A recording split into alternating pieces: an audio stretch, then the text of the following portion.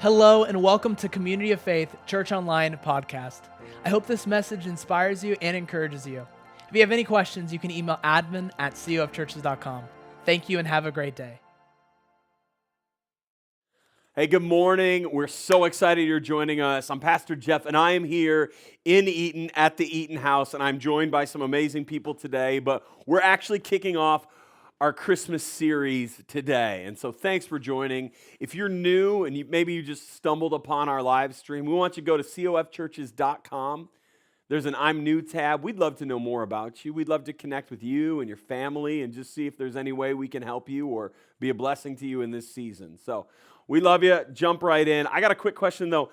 How many of you out there, you can type it in or in here, give me a favorite Christmas movie. It's not Christmas till I watch what?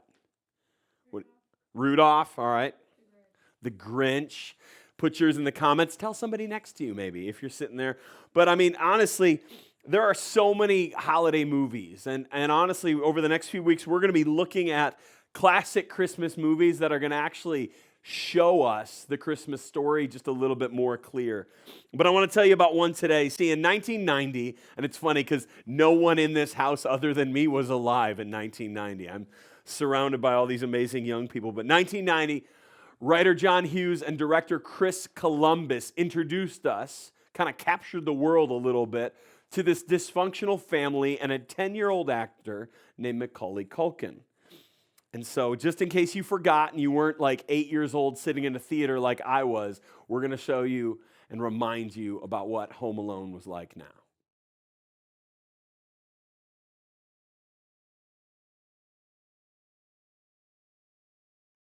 So as you can kind of remember, the majority of the focus, especially in the previews, is Kevin defending his home from the wet bandits. And the wet bandits were Marv and Harry, and they're trying to break in.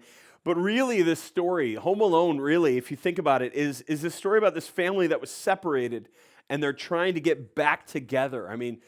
This Kevin faces these difficulties being home alone, and then his parents are actually doing everything they can to get back to him. And that separation is really like a summation of the entire Old Testament. It's crazy. We look at the beginning of Home Alone, it starts out this family's together for a holiday, and they're getting ready for a trip. And there's family dynamics, poor communication. Can you imagine? There's 15 people, your aunts, your uncles, your cousins are all in one house. There's friction there. Maybe you guys all have perfect families. If you have a perfect family, just go ahead and hashtag it in the comments right now, and we'll know you're a liar. But we see at one point the 10-year-old Kevin, he gets to this point where he's so tired of his family. He's the youngest. He's frustrated, and he's like, man, I wish I didn't have a family. I wish you were all gone. And he says, I wish I was without a family. And the next day, the family is late for their flight. They get up in chaos, and they leave after miscounting their children, Kevin home alone. The beginning of everything, if you go back to the beginning of Genesis, everything was created with God creating a family. Look at this in Genesis chapter 1, verse 26. It says, then God said, let us make mankind in our own image, in our likeness, so that they may rule over the fish of the sea, the birds in the sky, the livestock, and all the wild animals, over all the creatures that move along the ground. So God created mankind in his own image. In the image of God, he created them male and female. So for centuries, for millennia, people have been asking this question: why did God create mankind? I have no idea. I don't have a great answer. Smarter theologians than I have wrestled with this idea. But I know one thing. He created us because he wanted to. For me, that's almost enough to know that God made us not because he had to, not because by accident. He made us because he wanted to. He made you because he wanted to. He had a desire. And of all of creation, if you think about the vastness of space, if you think about the complexities of our planet, within all of creation, we are the only things God made like him. We're the only things God made to be like himself. We're the only things God made that he has a relationship with, that he has fellowship with. We're the only thing that God made that is a family with God. We are his kids. Like, it's crazy to think about the fact that God made us because he wanted to, and he wanted to make a family. In Genesis chapter 2, verse 19, it says, "Now the Lord God formed out of the ground all the wild animals, all the birds of the sky, and he brought them to the man to see what he would name them. Whatever the man called each living creature, that was its name. So the man gave names to the livestock and the birds of the sky and all the wild animals, but for Adam no suitable helper could be found. So the Lord caused the man to fall into a deep sleep, and while he was sleeping, he took a rib. Then he closed the place with flesh. And then the Lord made a woman from the rib that he took out of the man, and he brought her to the man." I kind of love this story because can you imagine, I don't know if you can imagine, but can you imagine, like, all right, I'm Adam, I'm hanging out with God, literally like hanging out with God in this garden that he placed me in, and he strolls up an elephant. Except at that time, elephants didn't have a name, so Adam just looks up and goes, "Elephant." And God's like, "Oh, that's a good one. Let me write that down." Like, he got to name the animals. I mean, how long did that take? How many animals were there? This was amazing to me because they actually had interaction.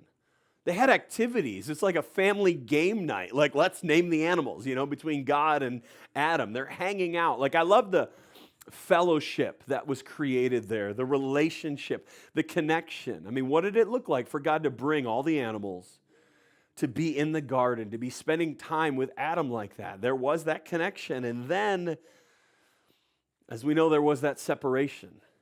In Home Alone, Kevin wakes up. He's this little boy, and he wakes up, and he's sleepy-eyed, and he's looking around, and he finds his entire family gone. I mean, if you remember the movie, he's all of a sudden walking around, and he's looking, and he's calling out people's names, Uncle Frank, is this a joke? He's going through everything. He looks in the basement. He looks outside. I mean, the cars are still in the garage, and so he's so confused, and he genuinely thinks his family disappeared. But he did what we would all do if we were missing someone, I mean, your kids run off, you're like, "Hey, where are you?" You start calling out. Adam and Eve in the garden, they actually get tricked by the serpent.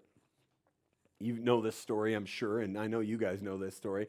They get tricked by the serpent. They eat the fruit from the tree of the knowledge of good and evil. And all of a sudden, how they see themselves and how they see God is totally different.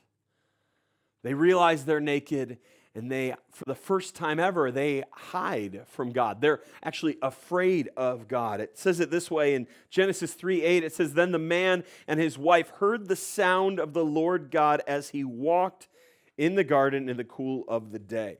I love that because that tells me that they knew the sound of God walking in the garden. Like, they were familiar. So God walked in the garden in the cool of the day enough that they were familiar with what that sound like. "Oh, I know that sound. That's a familiar sound.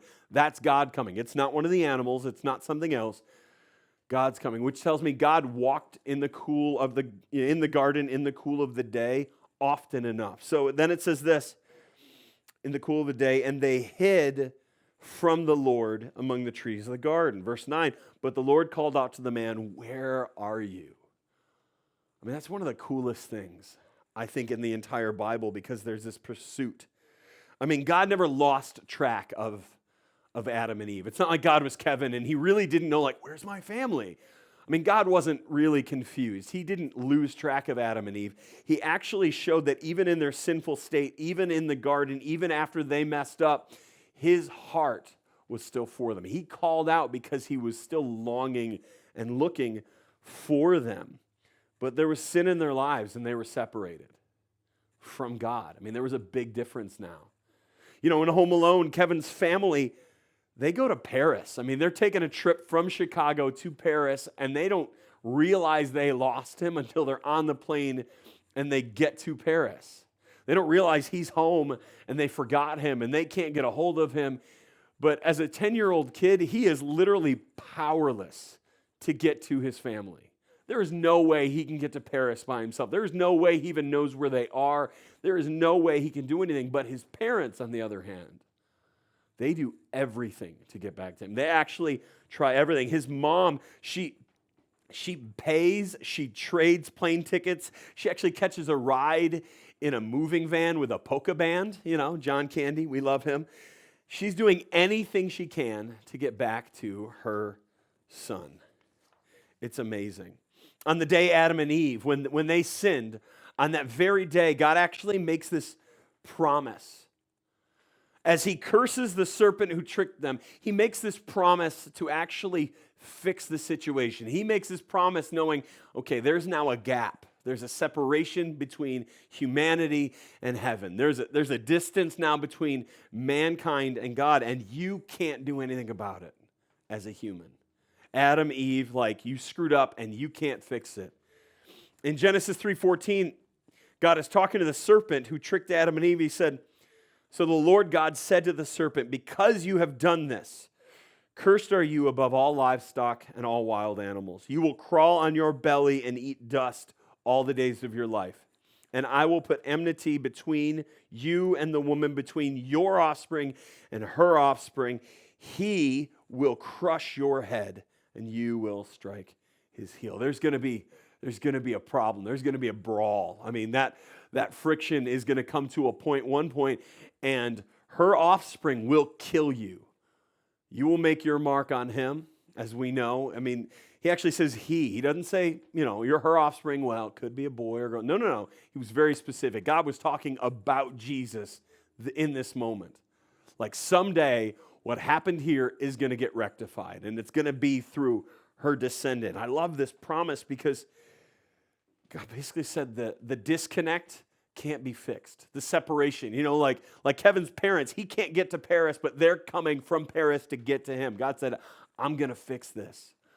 I'm going to close the gap. And he makes that promise. In the Bible, they actually kind of call it a covenant. And what's amazing is through the thousands and thousands of years, God protects that promise.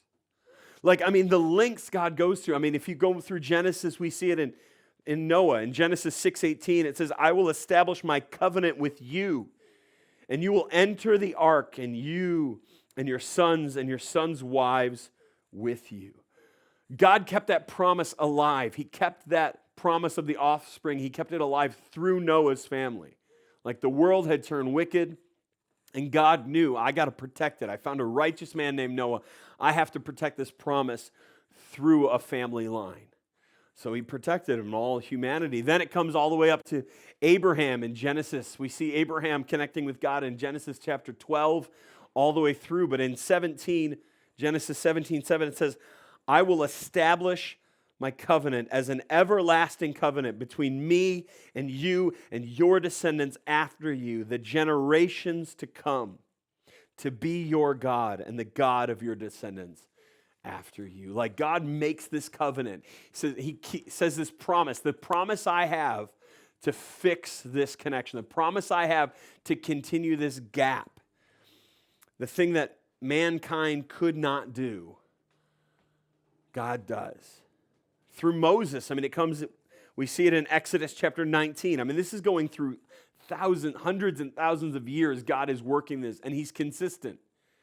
Like, it makes me think when we see in the movie, you see that Kevin's mom, she goes, "I went from Paris to Dallas to Scranton, and I'm now riding in this crazy little van trying to get to Chicago." She's going by step, trying to get to her kid, and God's doing the same thing. He's going from Noah to Abraham to Moses. We see this in Exodus 19, verse 5. It says, "If you will obey me fully and keep my covenant, then out of all the nations, you will be my treasured possession.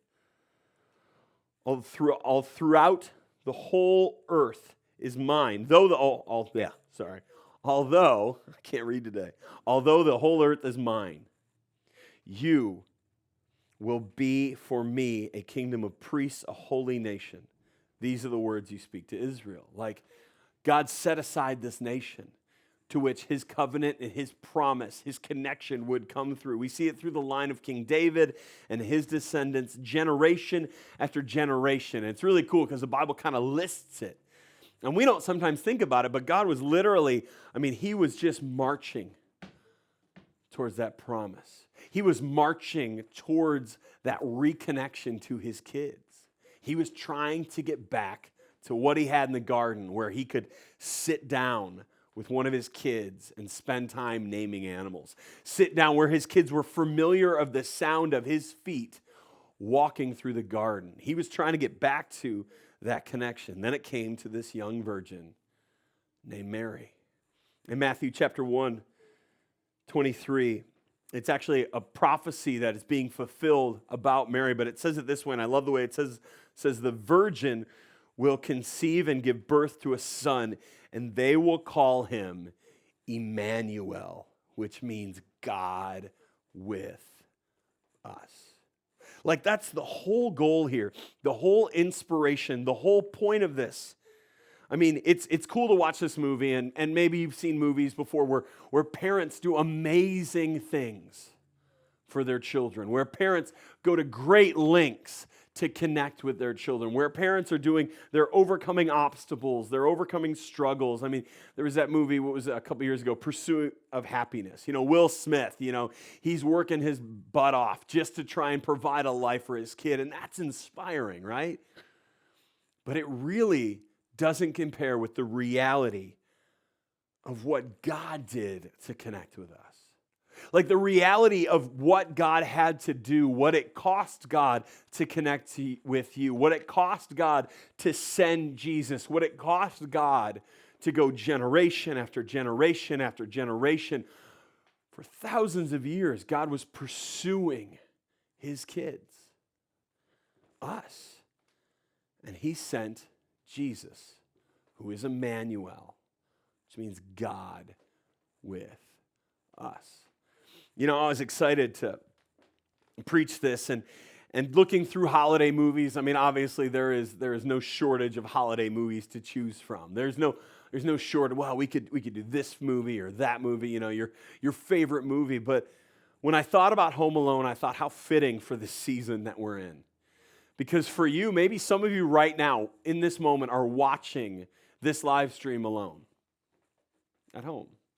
You are literally home alone. And I think that could actually define 2020 in a nutshell. For so many of us, we've spent so much time now, more than ever in history, home. Sometimes, even if we're with our family, we might feel alone. We feel separated. We feel disconnected. We feel so out of sorts. And while we don't know how long that's going to feel like that and how our culture is, there's so much to it. But when I think about what God did to invade our world, to be able to walk with us and talk with us again, to know that no matter what we face this year, this season, no matter what you're going through, literally, God is with us. Jesus Christ is Emmanuel. He said it in Matthew 28, as Jesus is going through his ministry, as he's talking through his ministry, as he's living through his ministry, he kind of is starting to wrap this thing up, and he tells them at the end of his ministry, he says, teach them. He's giving his marching orders to the disciples. As he's wrapping up his time on earth, he says, teach them to obey everything I've commanded you. Hey guys, I'm going to go. But what I want you to do is I want you to teach everybody to obey my commandments. And then he says this, he says, and surely I am with you always to the very end of the age. Like, surely I am with you always. It doesn't matter what happens. It doesn't matter what's coming your way. And Jesus, he knew what was coming. He really did. If we think about this, sometimes we're like, man, life is so hard right now. And it is. It's difficult. It's challenging. It's frustrating. But Jesus was telling this to people that within the next few years, they would start facing persecution to which no one in the United States has ever faced. Some of the people he was talking to, they were almost all going to be martyred within the next 40 years. Some of them were going to be killed within the next 5. They were going to become outlaws. They were going to start this movement. The government was actually going to start persecuting them. Like, he knew, hey, listen, it's going to get really bad out there. So all I can tell you is that no matter what you go through, no matter what you're facing, I am with you always, even to the end of the age. I am Emmanuel. I am Jesus, God with us. See, God moved heaven and earth. God extended all of his energy. God extended all of his power. It actually says he used his greatest power when he raised Christ from the dead. But literally, Jesus stepped out of heaven and into a baby so that God could be with us. So my question today, as I start to wrap up, my question today is have you felt alone lately? Maybe this holiday season, because I know there are some people out there where Christmas isn't a joyful season, where Christmas isn't a fun season. You know, it has memories of sorrow. It reminds them of loss. I mean, if you've lost someone recently, for you, Christmas is just a reminder of what you don't have, and it is so easy to feel alone. To feel alone socially, to feel alone even politically, because there's so